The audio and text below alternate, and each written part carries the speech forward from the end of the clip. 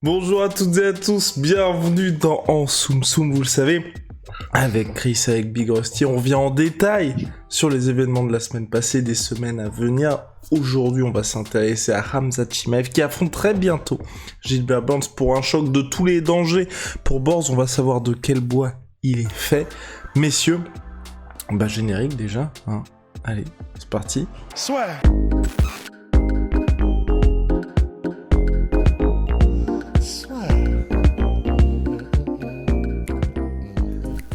Entre dans l'octogone avec Unibet.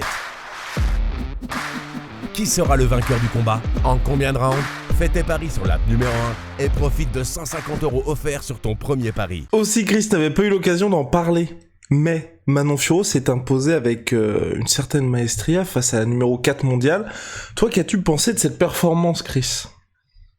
On va rester simple. Quand la numéro 13 bat la numéro 4, automatiquement, c'est une belle performance. Et en plus de ça, 30-27 sur les scorecards des trois juges, a raison, il n'y a pas vraiment de discussion là-dessus. Statistiquement, bien plus impressionnant que ce que Shevchenko et Chookagian ont fait contre Maia. Donc à ce niveau-là, très impressionnant, un combat qui a été géré de A à Z. En plus, moi, il y a un truc que j'ai particulièrement aimé, mais en un sens, ça montre aussi une petite alerte, c'est sa confiance en elle. Elle a lutté, elle a grapplé avec Maia. C'est elle qui a initié ça. Donc, d'un côté, il y a vraiment le côté positif, c'est elle a confiance en toutes ses compétences et a raison parce qu'elle a vraiment su dominer ces échanges-là aussi. Mais d'un point de vue stratégie, il y a peut-être toujours un petit risque quand on va vraiment dans la force de l'adversaire alors qu'elle était bien debout. Donc, des petits moments peut-être de précipitation. C'est pas pour faire une critique gratuite ni quoi que ce soit. C'était son 10e combat professionnel. Pour moi, ça montre quand même qu'il faut peut-être prendre la suite de la carrière avec patience. Elle passe en numéro 7. Ça vient d'être annoncé dans le classement. C'est assez bizarre. Elle reste derrière Maia, qui est numéro 6. Donc, on va dire qu'elle est plutôt numéro 6 dans le classement. Shevchenko, la championne, elle a 25 combats pro en MMA. Elle en a encore plein en Muay Thai. On parle beaucoup de mettre Fiorot avec un combat supplémentaire avant d'affronter Shevchenko.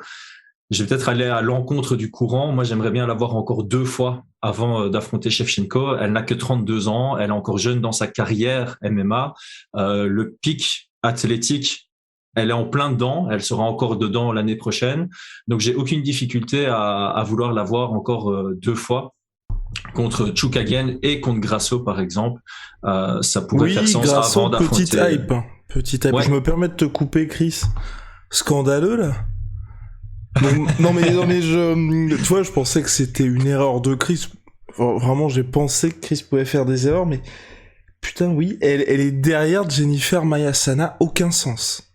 Attends, mais moi, j'avais vu passer qu'elle était numéro 3, du coup. Oui, j'avais vu passer ça aussi, moi. Je viens de regarder avant le podcast. Ah oui, non, et là, je suis aussi sur le site ufc.com avec les rankings. Voilà. Et je confirme, ce qu'on... Ah non! Rust, oui, tu fais référence, on avait vu le même classement sur Tapology. Sur Fight Matrix, sur Fight Matrix. C'est sur Fight Matrix où elle est aujourd'hui, je crois qu'elle est justement numéro 2, juste derrière Valentina Shevchenko, n'est-ce pas, Chris? Sur Fight Matrix? Je crois que c'est ça. Possible. Moi, je suis sur Rankings UFC, je me tenais à ça. Mais les Rankings UFC, oui, elle est effectivement derrière Jennifer Maia, ce qui est assez surprenant. Ouais, ce qui est très surprenant. Ouais, étrange. Un complot anti-français, peut-être ouais, c'est sûr. Non, mais peut-être qu'effectivement, l'UFC a eu la même réflexion que Chris, en fait, en mode, la manière dont il voit les choses, c'est peut-être, elle a besoin de 2 autres combats avant le titre pour être sûre, et donc, si ça se trouve, il préfère la laisser, entre guillemets, encore un peu dans le monde du top 10. Mais pourquoi derrière quelqu'un qu'elle vient de battre? Moi, c'est surtout ça qui me surprend. Par contre, ça n'a pas de sens. Ça n'a pas de sens. Tu la mets 6 en tant que sixième dans le classement, ce serait justifié d'avoir encore 2 combats pour obtenir le titre. D'autant plus qu'on est dans une situation très compliquée chez les flyweight, je trouve. Si je prends un comparateur, chez les bantamweight masculins, on n'a aucune difficulté à mettre Jack Shore contre Valiev. C'est 2 gros prospects, c'est 2 noms qui peuvent monter, mais il y a tellement de contenders dans le top du classement que c'est pas grave de mettre prospect contre prospect très tôt dans leur carrière. Ici, chez les flyweight féminines, Shevchenko, elle a déjà nettoyé les top contenders, donc ils doivent avoir des nouveaux noms qui montent, et donc c'est dans l'intérêt de l'UFC de ne pas croiser Fiorot et Grasso, parce que c'est 2 nouveaux noms. Et c'est aussi dans leur intérêt de faire en sorte qu'elles esquivent Andrade, parce que Andrade, c'est vraiment celle qui peut casser tous les contenders et qui a montré qu'elle avait rien à proposer pour Shevchenko. Ça me fait un peu penser au middleweight où on met Strickland contre Pereira pour faire monter un des deux sans les mettre contre un lutteur qui a déjà perdu contre Adesanya et qui les enverrait contre Vettori ou contre Whittaker qui sont tous les deux à 0-2 contre Adesanya. Donc c'est une situation un peu complexe, je trouve, les flyweight. On a Talia Santos qui va combattre contre Shevchenko et après ça doit être Grasso ou Fiorot. Mais est-ce qu'on les croise et qu'il n'y en a qu'une des deux qui pourra affronter et l'autre qui redescend dans le classement, ou est-ce qu'on essaie de faire monter les deux en parallèle pour que les deux aient leur chance au moment opportun? Et je pense que pour Fiorot, c'est plus intéressant quand elle sera à 11-1 plutôt qu'à 10-1 d'affronter Shevchenko. Affaire à suivre en tout cas, Chris. Avançons, s'il vous plaît, messieurs, parce qu'on est dans des conditions un petit peu rocambolesques pour l'enregistrement de cet épisode en Soum Soum. Bon. Khamzat Chimaev contre Gilbert Burns. C'est le gros poisson. Dans 10 jours maintenant, on va avoir le choc. On va savoir de quel bois est fait Khamzat Chimaev. Finalement, n'est-ce que de la hype ou pas? Il affronte le 2e du classement welterweight, Gilbert Burns, qui est bien revenu après sa défaite lors du premier title shot de sa carrière face à Kamaru Usman, ancien coéquipier. Il le met knockdown et il se fait ensuite finir au 3e round par TKO. Ensuite, il revient par une belle victoire par décision face à Stephen Wonderboy Thompson. Là, maintenant, il affronte Khamzat Chimaev, membre du top 15, mais clairement, il regarde en arrière avec Khamzat, et finalement, c'est la volonté de l'UFC de pousser Khamzat assez clairement vers le title shot, et on va savoir, ou pas d'ailleurs, si Khamzat, ça y est déjà prêt pour Kamaru Usman, ou en tout cas pour la crème de la catégorie. Chris, est-ce que c'est un combat où tu te dis, t'as un petit peu... pas peur pour Khamzat, mais pour toi, c'est le vrai test qu'il y avait à faire, et au-delà du classement, c'est finalement une très belle opposition qu'on risque d'avoir lors de l'UFC 273 à Jacksonville. Ouais, alors c'est très difficile à analyser puisque c'est ultra spéculatif. C'est extrêmement rare qu'on ait vu quelqu'un à l'UFC qui prenne 4 combats. Je vais pas dire contre des no-names, mais enfin voilà, 3 contre des no-names et puis un 4e contre Li Jingliang, et puis qui monte directement contre on peut mettre l'argument sur la table, le numéro 3 officiel de la catégorie. Et donc, voilà, il a tellement dominé dans le bas de classement que c'est logique qu'on le fasse monter aussi rapidement et aussi fort soudainement. En tout cas, plus logique qu'Alex Pereira, puisqu'on vient d'en parler. Et en plus de ça, d'un point de vue style, c'est très intéressant parce que ce qui fait le succès jusqu'à présent de Chimaev à l'UFC, c'est sa lutte, même s'il a fait un masterclass en quelques secondes contre Meerschaert. J'aime tout. Meerschaert. Je devrais le savoir, en plus c'est flamand, ça vient d'en haut. C'est une bonne opposition de style parce qu'on se dit, voilà, si Chimaev décide d'aller au sol, il est quand même face à le meilleur grappleur actif de la division. Et si on tient ça debout, on a un Burns qui a de la dynamite dans les mains. Donc c'est une opposition de style qui est très intéressante et ça permet de répondre à la question de Guillaume. Est-ce que Chimaev est vraiment le gars qui va rouler sur tout le monde? Ou bien est-ce que là, on lui met un challenge qui va l'établir dans la division? Est-ce qu'il fait partie du top 5 ou non? Si c'est un combat serré, ce sera intéressant parce que ça veut dire qu'on a un nouveau top 5, mais avec des matchings qui seront assez compétitifs. Alors que s'il roule sur Burns, on a l'impression que ça va devenir le nouveau champion ultra dominant. Mais c'est vrai que c'est vraiment intéressant parce que de toute façon, c'est sûr, ce qu'on va faire là, le podcast qu'on va faire pendant les minutes qu'il durera, ce sera forcément spéculatif, mais je remettais les... Nobody fucking knows. Mais c'est vrai que je regardais les combats au Brave de Khamzat, parce que je voulais juste me faire un petit peu une espèce de... une ressucer, putain, ce mot, voilà, mais de ces combats quand il était en striking, en fait, quand il y a eu des échanges en striking, parce que, je sais pas, d'un coup d'un seul, je me suis dit, mais attends, et si ça reste en striking, du coup, en fait, qu'est-ce qu'on a vu de Chimaev? Et au final, on n'avait pas vu grand-chose à part ce KO en one punch contre Meerschaert, et je sais pas quoi en penser parce que sa vitesse de progression, si ça se trouve, c'est un peu comme John Jones au début de carrière. Et en gros, chaque combat, le mec, t'as l'impression qu'il a téléchargé 4-5 ans pour des gens normaux. Donc, si ça se trouve, on ne peut absolument pas se reposer sur ce qu'on a vu de lui au Brave debout. Mais parce que, par contre, de ce qu'on a vu de lui au Brave debout, c'était encore vraiment tu vois, tu sens que c'est tout fou, qu'il y a de la technique qui commence à comprendre. Tu sens que c'est un naturel sur le timing qu'il a, genre l'uppercut qu'il met contre, je sais plus, un nom à consonance croate. Il est incroyable, KO immédiat. Donc tu sens qu'il a un coup d'œil, tu sens qu'il a le sens du timing, mais il était encore très très, vraiment à dégrossir, quoi, parce que vraiment il fait des trucs qui sont très brouillons, il se prend aussi pas mal de coups, il en donne, mais tu sens que c'est plutôt parfois proche du brawl que des échanges techniques. Mais c'était en 2018-2019 et depuis il a été faire ses stages au Tiger Muay Thai. Bon, après ça c'est des stages de 1 ou 2 mois, donc, mais il s'est surtout entraîné et il a poli ses compétences auprès de gars comme Gustafsson, avec tous les gars qu'on connaît au All-Star. Donc, si sa vitesse de progression est aussi réelle et spectaculaire que tous ceux qui le côtoient le disent, bah, c'est pareil. J'aurais envie de dire, bah, du coup, Burns a peut-être plutôt intérêt à rester debout avec Chimaev, mais en fait, on n'en sait peut-être rien, quoi. C'est ça qui est intéressant. Et c'est là où on spécule complètement. Maintenant, si on veut rester très simple, même si Burns a une bonne lutte offensive, je pense pas que Burns va initier la lutte lui-même contre Chimaev pour amener au sol. Même si Burns en top control, ça ferait très mal, et ce serait bien pour lui. Je pense que Burns va vouloir d'abord tâter le terrain en pied-point. Et là, c'est ultra spéculatif parce qu'il sait pas à quoi s'attendre. Même s'il analyse le Brave, comme tu le dis, c'est il y a tellement longtemps avec un gars qui est en pleine progression. On sait pas trop. Et d'ailleurs, voilà, le peu qu'on a vu à l'UFC en pied-point, tu vois qu'il cadre très bien, qu'il est beaucoup plus patient que ce qu'il était au Brave, et son timing est vraiment excellent. Donc, la question se pose plutôt du côté de Khamzat. Est-ce qu'il va vouloir lutter et amener Burns au sol, ou est-ce qu'il va vouloir tâter le terrain en pied-point en sachant que contre Burns, t'as pas le droit à l'erreur. Tu prends un direct comme il a mis contre Demian Maia et c'est dodo direct. Donc, et d'ailleurs, Ousmane en avait fait les frais aussi. Donc, j'ai l'impression que soit Chimaev va vouloir maintenir ça debout, et étant donné que Chimaev est plus grand que Burns va aborder le combat comme il l'a fait contre Wonderboy, contre Ousmane ou contre Dan Hooker. C'est son agressivité qui va lui permettre de casser la distance. Ça a bien fonctionné contre Ousmane, il l'a sonné grâce à ça. Et ça a bien fonctionné contre Thompson parce que ça lui a permis de faire ses entrées en lutte. Maintenant, encore une fois, est-ce que tu veux lutter contre Chimaev? Je sais pas. Et de l'autre côté, si Chimaev se sent pas à l'aise en pied-point, il va vouloir lutter. Et là, pour moi, c'est toujours la même chose. Quand tu as un très bon lutteur contre un excellent grappleur, si le lutteur amène au sol à la cage, le grappleur a plus de mobilité des hanches et son jeu est cassé au sol, et c'est là où Chimaev peut dominer. Si l'amener au sol se fait au centre de la cage,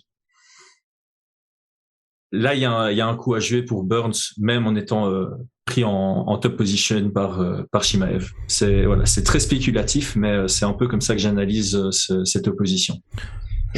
Je me permets juste de revenir en arrière. C'était Ikram Aliskerov Big Rusty. Cette victoire par KO sur uppercut au Brave, oui. Oui. Autant pour moi, je me trompe d'adversaire au Brave. Oui, t'as raison. Mais en tout cas, oui, c'est vrai que je suis aussi curieux si jamais donc Khamzat essaye de mettre en place la stratégie qu'il a utilisée à l'UFC quasiment tout le temps quand il a eu le temps de le faire, c'est-à-dire quand il ne se court-circuite pas lui-même ses propres plans en mettant KO le mec immédiatement, mais c'est-à-dire genre il fait, je sais pas, un middle et ensuite il plonge direct dans les jambes ou quoi. Je suis très curieux de voir, tout est intéressant de toute façon dans ce combat, mais je suis très curieux de voir s'il arrive à être aussi efficace contre Gilbert Burns, parce que bon, déjà Gilbert Burns, il y a le gabarit quand même, c'est-à-dire que il est plutôt, pour la catégorie normale, plutôt petit, c'est un tank. Du coup, comme Khamzat est beaucoup plus grand, c'est peut-être un peu plus compliqué d'aller le chercher et de le mettre au sol. Et puis surtout, c'est un technicien, donc grappleur, oui, mais tu peux être sûr que son expertise de la manipulation des cordes, la compréhension spatiale, il l'applique parfaitement à la lutte aussi.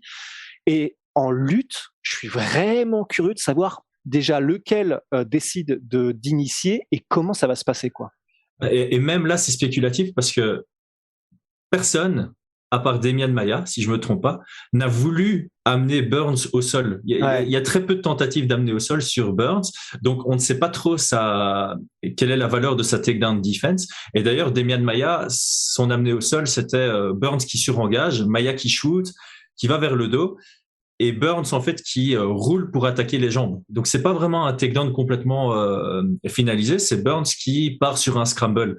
Et donc on peut aussi s'attendre à ce que si Chimaev initie en lutte, est-ce que Burns va plutôt défendre ou est-ce qu'il va plutôt répondre avec une offensive sur un scramble pour soit prendre le top control, sur un scramble pour tenter une soumission, ou même la guillotine si Chimaev shoot très très bas. Donc même là, on pensait qu'on allait faire que de la spéculation sur Chimaev, mais au final, sur Burns, on n'a pas beaucoup d'informations sur que se passe-t-il quand quelqu'un shoot sur lui, parce que c'est rarement arrivé. Et il est à 50% de défense de takedown à l'UFC, Burns, parce qu'aussi, je pense qu'il n'y a pas non plus ce côté danger au sol, et puis il y a pas mal d'opportunités qui se libèrent pour lui dans ce domaine-là.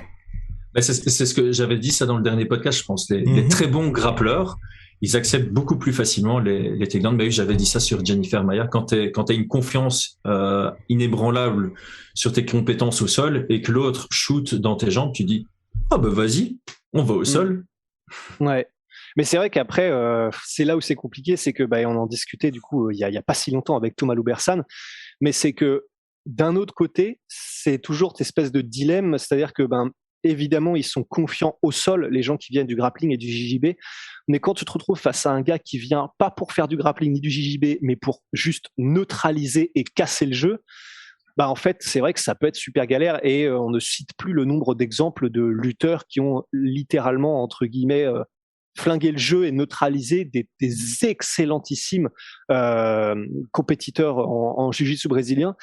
Et je serais presque plus impressionné si c'est ça qu'il arrivait à faire. C'est-à-dire, il arrive à mettre au sol Gilbert Burns et il l'empêche de faire quoi que ce soit et il arrive à...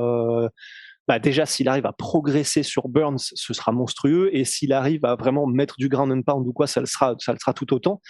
Mais, et simplement aussi, juste pour revenir sur si jamais ça se passe debout, il y a juste un truc, je vais le dire en espérant du coup que ça va empêcher que ça se passe. Je serais tellement déçu, même si ce serait impressionnant, que l'un ou l'autre, et ils le peuvent, mettre un KO ultra rapide. Ça, en vrai, ça me fait flipper parce que c'est un peu comme José Aldo McGregor, c'est-à-dire que quand ça arrive, ta première réaction, parce que après quelques jours plus tard, t'es en mode putain, j'ai vraiment vu une histoire, t'essaies de te rassurer, tu vois. Mais sur le moment, t'es dégoûté parce que tu regardes ça pour du MMA, tu regardes ça pour voir les meilleurs qui s'affrontent, les compétences contre compétences. Et c'est tellement possible qu'on voit un KO rapide, mais vraiment, genre, ils arrivent, ils se disent l'un et l'autre, on va se tester debout, parce qu'on sait, déjà par ces KO, mais aussi parce que c'est vraiment les bruits qui courent de tous ceux qui ont été voir Khamzat s'entraîner, au-delà même de ce que dit par exemple des gars comme Gustafsson. Donc on a tendance à mettre un peu de côté parce que c'est son coéquipier, mais qui dit qu'effectivement vraiment ses frappes c'est surhumain quoi. Pour l'instant les résultats lui donnent raison, c'est-à-dire qu'il met KO des mecs mais genre dead. Et je serais vraiment déçu du combat ou du non-combat qu'on n'aurait donc pas si jamais ça se passait, mais je pense qu'il faut qu'on garde à l'esprit que c'est vraiment possible. Un échange, une fusillade et boum, il y en a un qui tombe quoi. Ça répondrait à aucune question. Mais c'est ça. C'est un peu Masvidal, Ben Askren. T'as un peu ce moment où quand tu l'as vu, t'es exalté parce que tu viens de voir quelque chose d'historique et de spectaculaire. Et on va pas se mentir, tu regardes du MMA aussi pour ça. Mais c'est vrai qu'après coup, t'es là, tu fais. Mais qu'est-ce qui se serait passé si oui. Peu importe la suite de ta phrase. Donc ouais, j'espère aussi qu'on aura du contenu sur ce combat. Après, si ça finit après 2 minutes sur une surdomination ou sur une soumission, ça répond quand même à des questions. Mais effectivement, au premier échange en pied-point, un KO. Mais ça nous permet aussi de dire un truc qui serait intéressant, c'est, encore une fois spéculatif, mais c'est le fil rouge de ce podcast. Mais c'est la raison aussi pour laquelle j'aimerais vraiment beaucoup que ça dure, c'est pour en avoir un peu plus sur le mental de l'un et de l'autre, parce que on a quand même, je serais très surpris quand même si on découvrait que l'un ou l'autre craque. Enfin, je sais pas ça. De ce qu'on sait de Gilbert Burns, on sait que oui, d'accord, il a été la vapeur a été renversée contre Kamaru Usman, mais bon, c'est aussi parce que c'est Kamaru Usman, et 2, la vapeur a été renversée à coup de poing, donc c'est-à-dire que c'est pas genre qu'une question de mental, c'est aussi une question de le mec revient comme une machine de guerre. Et puis quand il est revenu face à Stephen Wonderboy Thompson, c'était très serré, il est allé chercher la victoire. Absolument, et exactement, et ce qui démontre que clairement, il, comme on dit toujours, il trouve un moyen de gagner, ce qui est un peu le propre des champions. Et contre Khamzat, j'aimerais beaucoup que le combat dure juste pour ça, mais vraiment qu'il dure, tu vois, genre dans les derniers retranchements, et que ce soit intense et qu'il y ait de l'engagement pour savoir. Parce que, comme disait Crocop, en gros, la fatigue fait de tout homme un couard, enfin, du coup, en croate, donc en français, un lâche, un truc comme ça. Et bon, évidemment, je ne veux absolument, ne me faites pas dire ça, hein, que dire que c'est ce qu'est potentiellement Khamzat, loin de là. C'est le titre du podcast, hein. Clickbait. Ouais, voilà. Khamzat est un lâche. Ouais. Terrible. Mais en tout cas, juste pour en savoir plus, c'est ça que je veux dire, pour en savoir le plus possible même sur qui est Khamzat, comment est-ce qu'il joue dans ces moments-là, et parce que justement, on dit ça, mais on peut aussi le voir dans l'autre sens. Imaginons qu'on a un deuxième Adesanya versus Gastelum moment avec Khamzat, où genre entre la fin du premier round et le deuxième, genre il commence le dernier round en chuchotant un truc où on apprend après que c'est un truc monstrueux en mode tu passeras jamais, genre honnêtement ça rend les trucs mythiques aussi, hein. Ouais. Moi il y a un dernier truc que j'aimerais savoir, c'est l'opinion de Guillaume. Oh waouh. Non mais moi j'ai vraiment envie de voir ce combat là. Parce que il y a plusieurs choses qui m'intéressent. Un, parce que en cas de victoire de Khamzat Chimaev, là, je pense que même les plus fervents haters ne pourront plus rien dire parce qu'il aura battu quand même quelqu'un qui a une sacrée pointure. Si Gilbert Burns s'impose, je pense aussi que moi j'ai envie de revoir Gilbert Burns contre Kamaru Usman, et malheureusement je m'étais dit, s'il n'y avait pas eu Khamzat, ça aurait pris beaucoup de temps. Là, s'il venait à battre Khamzat Chimaev, ce serait facilité pour la route vers la victoire. Et aussi, ce qui m'intéresse avec ce combat-là, c'est que je ne sais pas du tout ce qui va se passer, en fait. Parce qu'à mon avis, Khamzat Chimaev va pas pouvoir faire ce qu'il peut faire d'habitude.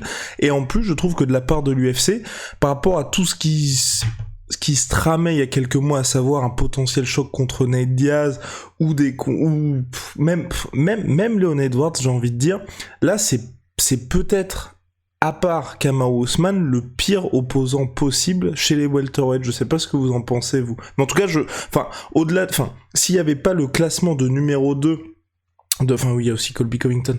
Mais s'il y avait pas je mettrais quand même Gilbert Burns devant, mais s'il y avait pas cette position de numéro 2, c'est vraiment, pour moi, un cauchemar pour Khamzat Chimaev, Gilbert Burns. Parce qu'en plus, le mec va pas lui, c'est pas avec ce genre de victoire que les gens vont se dire, ah ouais, Khamzat Chimaev est vraiment fort, on va être obligé d'expliquer qui est Gilbert Burns et pourquoi cette victoire-là, elle est énorme. Parce que je pense que les gens qui connaissent Khamzat Chimaev ne connaissaient pas Li Jingliang et ne connaissent pas forcément Gilbert Burns. Big Rusty ou Rust, ou Big Rusty ou Rust, Big Rusty. Ça nous laisse le choix. Je sais pas ce qu'on pense. Parce que pour moi, c'est vrai que je mettrais au même niveau Gilbert Burns et Colby Covington en termes de match-up cauchemardesque pour Khamzat. Mais ouais, non, what you think, Ray? Ouais, en termes de style, c'est vrai que Gilbert Burns, c'est vraiment une très sale opposition pour Chimaev, parce qu'il y a justement ce gros point d'interrogation sur que donne Burns sur son dos. Et pour moi, le meilleur indicateur qu'on a, c'est Usman. Usman et Burns étaient training partners. Quand Usman a placé un knockdown sur Burns, il n'est jamais allé chercher le sol. Jamais, sauf quand il était certain qu'il allait finaliser. Et je pense que ça, c'est un gros indicateur. Le fait que Usman ne veuille pas prendre le top control après un knockdown sur Burns, c'est qu'il est conscient que Burns a un sacré niveau à partir de son dos, et que même l'anti-grappling sera compliqué contre lui. Donc je pense que c'est le pire match-up avant Usman. Le match-up qui aurait donné le plus d'indications par rapport à Usman, ça reste Leon Edwards. Pour moi, Leon Edwards, c'est quelqu'un de très complet, un peu comme Usman, très intelligent dans son approche.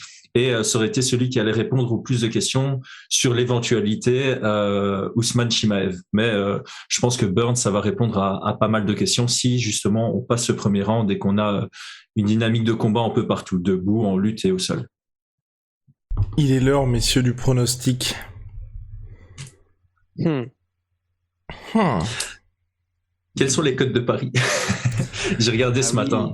J'avais regardé ce matin sur Unibet belge, mais si tu les as... vas-y, c'est les mêmes cotes. Vas-y. Ok, ce matin, Burns, c'était à 5.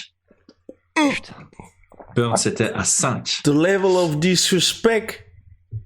Alors, il y a une chose qui est sûre et certaine, c'est que si tu penses que Chimaev va gagner, tu mises pas d'argent sur Chimaev parce qu'il a 1,17. 1,17 ?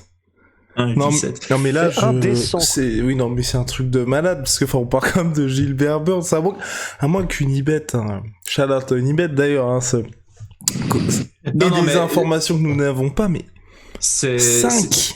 Ça a évolué, hein, ça a évolué. Si je dis pas de bêtises, ça a commencé à 3.5, un truc comme ça, et donc les fans ont mis sur Chimaev, et du coup Chimaev est passé à 5. Il y a eu beaucoup d'argent qui est rentré sur Khamzat, ce qui a créé l'écart entre underdog et favori. Donc moi, ce qu'il y a de certain, c'est que soit je mets ma pièce sur Burns, soit je mets rien. C'est comme j'avais dit il y a 2 podcasts, je pense. Dog or pass. Soit tu mets sur l'underdog, soit tu mets rien. Parce que c'est tellement disparate par rapport à la réalité. En plus, je trouve aussi que c'est chaud pour Gilbert Burns. Maintenant, parions. Moi, je vais quand même dire Khamzat. Je pense qu'il va survivre sa hype et qu'il sera capable de s'imposer au sol en anti-grappling contre la cage. Alright. Et quand je dis anti-grappling, c'est pas lay and pray, hein, c'est pas garder une position et tout défendre, c'est vraiment venir chercher le Dagestani handcuff, mobiliser les hanches, que ce soit avec la cage ou à l'aide de coudes ou quoi que ce soit, et venir travailler sur du ground and pound, mais avec un focus beaucoup plus axé sur garder la position que ce qu'il a pu faire sur les adversaires précédents. Et donc je vois soit un TKO dans le deuxième, soit une décision. Ça j'ai encore réfléchir, parce que le combat est dans 10 jours, j'ai le temps de me faire une meilleure idée. Mais voilà, mon pronostic est fait. Ouais, Tu gardes, Guillaume. De mon côté, messieurs, et c'est ce que je voulais dire, parce qu'on s'y est prêt à plusieurs fois. À chaque fois que je fais les pronos avec Chris, je sais pas ce qui se passe, mais j'ai envie de m'enflammer et je mets complètement de côté la raison. Et là, faut vraiment, et c'est compliqué avec ce combat-là, faut que je pense clair, net, précis. Rust, vas-y d'abord, s'il te plaît. Moi, la manière dont je vois dans ma tête le truc se passer, c'est un premier round de disputé, mais comme ça, je vais même pas me mouiller. Je veux dire, je sais pas comment, mais il va être très disputé. Et début de deuxième round, ça commence. Ils sont tous les deux bien chauds. Il y a un échange debout et un KO. Début de deuxième round. Je vais dire de Khamzat. Ok. Et aïe. Bah je vois. Qu'est-ce qui se passe? Non mais ça T'es m'énerve. troublé? Non parce que ça m'énerve. Ça m'énerve là. Pour les pronostics, ça m'embête d'être aux fraises. Je vois KO de Khamzat Chimaev aussi parce que messieurs, n'oubliez pas une chose avec Gilbert Burns, c'est que ce mec est une fraude. On parle de quelqu'un qui a battu un Demian Maia à ça de la retraite, qui a gagné ensuite sa place de contender numéro 1 en s'imposant face à Tyron, 5 défaites consécutives Woodley, et qui ensuite s'est bien rattrapé en s'imposant face à Stephen Wonderboy vieillissant. Je plaisante bien évidemment, les gars, mais ce que je veux dire, c'est que, à mon avis, il y a tout ça après avoir dit faut que je sois mesuré et tout. Non, mais ce que je veux dire plus sérieusement, c'est qu'avec Gilbert Burns, je pense qu'on a une vision un petit peu en trompe-l'œil de son véritable niveau par rapport à la crème de la catégorie welterweight. Parce que c'est vrai qu'on l'a pas vu dans un choc face à quelqu'un qui était dans son prime, ou en tout cas dans une certaine à part Kamaru Usman, ou sur une certaine ascension dans la catégorie welter. Et ce que beaucoup de personnes, dont nous, se sont dit après sa victoire contre Wonderboy, c'est « Ah bah ouais, bah peut-être que Wonderboy, en fait, on est en train de fantasmer sur un choc face à Kamaru Usman, ça montre aussi qu'il commence à faire son âge et qu'il a effectivement 37 piges. » Donc je sais pas ce que t'en penses, Chris, par rapport à ça. C'est un petit peu brutal hein, pour Gilbert Burns, mais bon. C'est ouais, encore une fois, en raison de la spéculation, Wonderboy était toujours bien, mais c'est vrai qu'on commençait à sentir que son âge tout doucement le rattrape et que au final c'est le problème des welterweight, on en avait déjà discuté, c'est que les contenders ne s'affrontent pas les uns les autres, sauf maintenant, ça commence seulement maintenant, et du coup Burns, la seule fois où on l'a vu contre un réel contender sur lequel on peut rien dire, c'est contre le champion. Et il a juste eu un moment. Il a pas gagné ou dominé des périodes de combat. Il a eu son moment dans le premier round qui lui a permis de dominer en plusieurs minutes. Mais sur le reste, il était à la recherche de trouver son opportunité et il n'était pas capable de dominer face à Kamaru Usman. Mais c'est Usman. Ça revient toujours à ça. C'est Usman aussi qui gagne contre tout le monde avec une certaine aisance. Donc mon pronostic, ce n'est pas une fraude bien évidemment Gilbert Burns, mais je vois une victoire par TKO de Khamzat Chimaev au 2e round. Voilà. C'est le pronostic final. Et mais pour le coup, vraiment que le meilleur gagne, parce que l'un et l'autre, ça me ferait vraiment plaisir qui s'impose, parce que selon toute vraisemblance, next stop, title shot. Ou combat contre Colby Covington, j'aimerais aussi beaucoup voir l'opposition du vainqueur contre Colby. Ouais. Et il faut aussi voir si Usman reste, parce qu'il y a toujours ces rumeurs qui traînent, une retraite qui approche tout doucement, donc on va voir jusqu'à quel moment il veut rester. Si c'est Khamzat, à mon avis, il reste, parce que c'est un peu money fight. Si c'est Burns, on aura peut-être une retraite de Usman. S'il gagne contre Edwards. Mais là, le potentiel, franchement, pour Usman, là, il peut faire 3 derniers combats. Franchement, moi, j'aimerais bien qu'il fasse, il y a le combat contre Khamzat Chimaev, si Khamzat vient à s'imposer. Ensuite, le combat contre Canelo Alvarez, bon, il se fait torcher, mais il récupère beaucoup d'argent. Et ça, moi, j'ai envie. Tu penses que ça se fera ? Je pense que là, il y a quelque chose qui est planté. Je pense qu'il y a quelque chose qui est planté parce que, tu vois, c'est plus du tout... tu sais, il y a les moments où les gens commencent à forcer, il y a les moments où, des deux côtés, les gens commencent à parler comme un peu les Jake Paul avec Dana White. Ensuite, il y a Dana White qui est invité dans le podcast de Logan Paul. Dana White qui commence, et t'as Logan Paul qui fait « moi à l'UFC », Dana White qui fait « bon, je dirais pas non ». Tu vois, petit à petit, on commence à planter des petits trucs, histoire qu'on se dise « bon, ça devient une possibilité ». Et je pense on pourrait pas avoir Canelo contre Usman, mais comme Rodtang contre Demetrius Johnson, un truc un peu mélangé. Ah mais ça, ce serait la ce serait la folie, mais... Je pense que ce serait tellement cool. Ce serait cool, mais pour le coup, s'ils font ça, genre un round de boxe, un round de MMA, je pense que Kamaru Usman gagne. Mais ouais, en fait... Je pense pas que Canelo arrive à finir Kamaru Usman en un seul round. Ah ouais. Bah ouais. Moi, je pense que pour équilibrer ce genre de dynamique, il faudrait trouver un système où tu mets un ring dans la cage et que le combat en pied-point ou en anglaise soit dans le ring, et puis à l'entre-premier et deuxième round, tu enlèves le ring et t'as la cage. Parce que cette cage permet quand même de mieux circuler, et c'est plus difficile pour le striker de couper les angles que 4 angles droits. Et je trouve que si on continue sur ce genre de dynamique, premier round pied-point, deuxième round MMA, ça va toujours servir le gars du MMA, parce que premier round, survie, et deuxième round, tu amènes quelqu'un au sol, enfin tu fais une entrée en lutte contre quelqu'un qui n'a pas cette expérience lutte et grappling, tu vas le soumettre. Alors que les gens du MMA, ils ont quand même un peu cette expérience pied-point. Ils sont capables de survivre 3 minutes, même pour 3 minutes, Rust. Ouais. Non mais attends, c'est Canelo, mec. Mais c'est Kamaru Usman. Put some respect. Attends. Là, si on fait OK, alors là, les gars, c'est reparti. OK. Il y a une grosse différence. Moi, il y a un gros point qui va peut-être te faire changer d'avis, Rust. C'est autant Rodtang, pour casser le mouvement de Demetrius Johnson, il avait les low kicks. C'est un peu comme Dan Henderson contre Michael Bisping. T'envoies ton low kick, le mec, il est stable pendant un quart de seconde, tu peux aller en anglaise après. Comment tu fais pour stopper le mouvement dans une cage circulaire juste avec de l'anglaise? C'est pas attaquer les bases. C'est vrai. Après, je me dis, il y en a quand même les crochets et même les crochets larges de Canelo. Je dis pas que ça remplace un kick du tout pour cadrer, mais je pense que ça fait salement le taf pour faire se couvrir Kamaru Usman. Ça n'est pas l'équivalent de cadrer avec un low kick qui te l'immobilise ou un middle ou quoi que ce soit, mais je pense que la violence d'un assaut de Canelo qui te cadre et en même temps qui te ramène comme on pourrait le faire avec des kicks mais avec des crochets, je pense qu'on sous-estime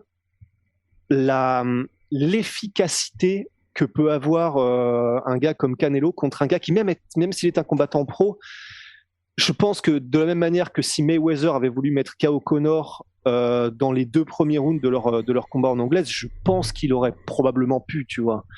Je me dis, alors, c'est plus dur avec la cage, c'est vrai, je suis d'accord, mais en plus, si on fait l'idée de Chris et qu'on met un ring au lieu d'une cage le premier round, alors là, je mets encore plus Canelo.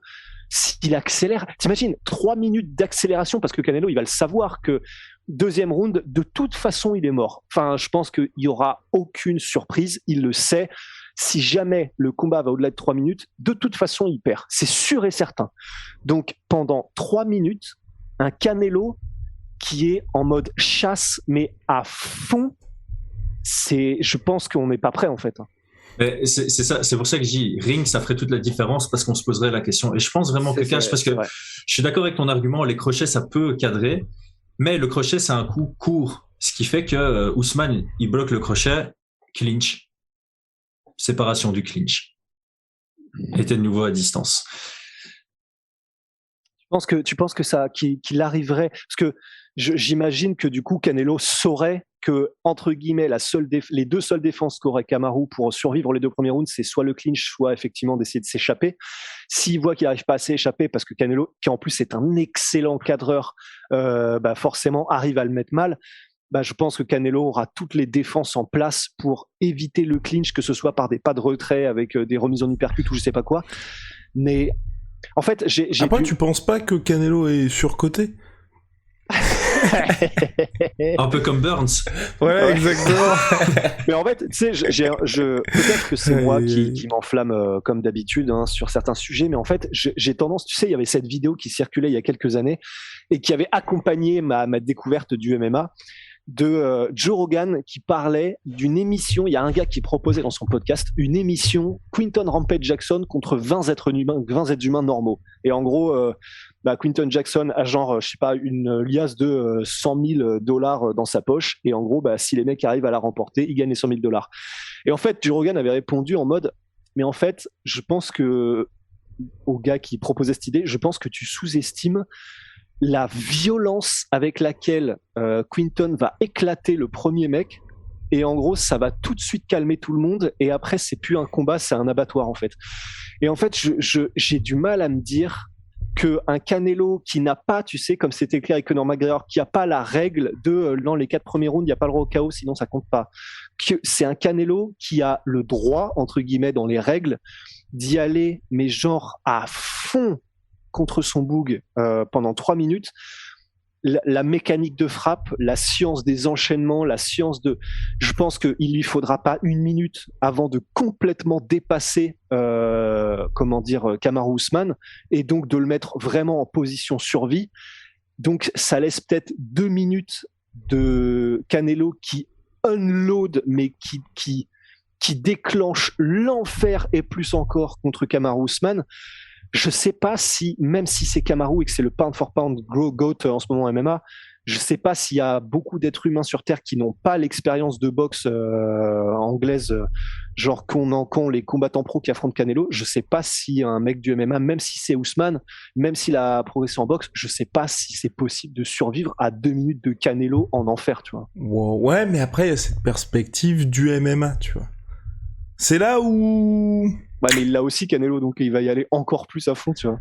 Ouais. Mais il doit quand même faire gaffe au contre malgré tout. S'il se met juste après, c'est Canelo. Ouais, c'est ça en fait. Ses réflexes défensifs sont toujours là. Mais en fait, il y a qu'un moyen de le savoir. C'est que le combat se fasse. Ouais. Allez, on commence une cagnotte, les gars. Un GoFundMe. Il a toujours le même numéro, Dana. Il n'a pas changé.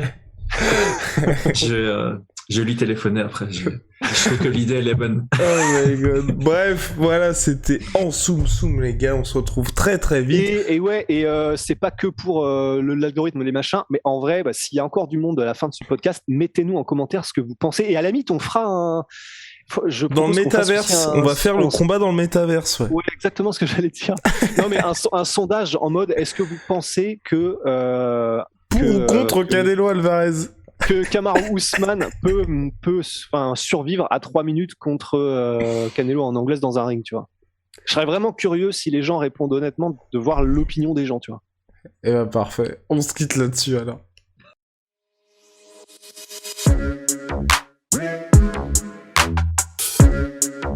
Yeah. Bye.